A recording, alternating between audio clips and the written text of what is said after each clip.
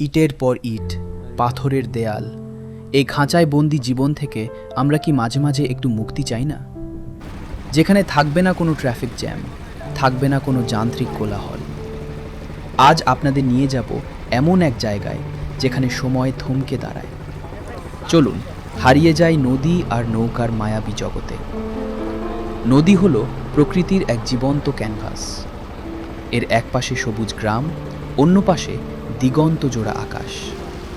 আর এই নদীর আসল সৌন্দর্য উপভোগ করার একমাত্র মাধ্যম হলো একটি কাঠের নৌকা। যখন নৌকাটি ঘাটের বাঁধন ছিঁড়ে জলের বুকে ডানা মেলে, তখন মনে হয় বুকের ভেতর জমে থাকা সব ক্লান্তি এক নিমেষে ধুয়ে মুছে যাচ্ছে। শুধু কানে আসে বাতাসের শব্দ আর পানির কলতান। নৌকা ভ্রমণের প্রতিটি মুহূর্তের গল্প আলাদা। দুপুরের কড়া রোদেও নদীর বুকে এক অদ্ভুত শীতলতা থাকে। মাঝির হাতের বৈঠার প্রতিটি আঘাতে পানির যে ছলাৎ ছলাৎ শব্দ হয়, তা যেন কোনো চেনা গানের সুরের চেয়েও মধুর। নদীর এই শান্ত রূপ আমাদের মনে করিয়ে দেয় ব্যস্ততার মাঝেও জীবনে একটু থামতে জানা কতটা জরুরি। তবে সবচেয়ে জাদুকরী মুহূর্তটি আসে বিকেলে। পড়ন্ত বিকেলে সূর্য যখন নদীর ওপারে বিদায় নেয়, তখন পুরো আকাশ আর নদী সোনা ঝরা রঙে মেতে ওঠে। গোধূলির এই আলোয় নদী যেন এক রূপকথার রাজ্য।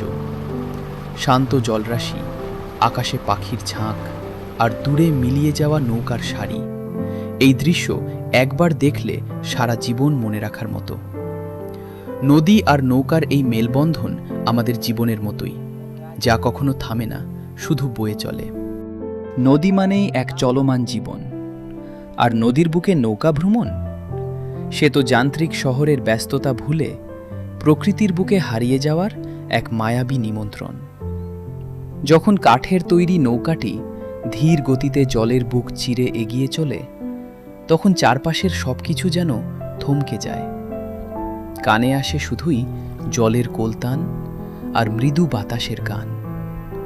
মাথার ওপর নীল আকাশ আর দুই ধারে সবুজের মেলা। পড়ন্ত বিকেলে যখন সূর্য নদীর বুকে তার সোনালি আলো বিলিয়ে দেয়, কিংবা পূর্ণিমা রাতে যখন চাঁদের আলোয় জলরাশি রূপালী রূপ নেয়, তখন মনে হয় পৃথিবীর সব শান্তি যেন এই নদীর বুকেই লুকিয়ে আছে। নদী আর নৌকার এই মেলবন্ধন আমাদের মনে করিয়ে দেয় জীবনটাও এক অন্তহীন স্রোত।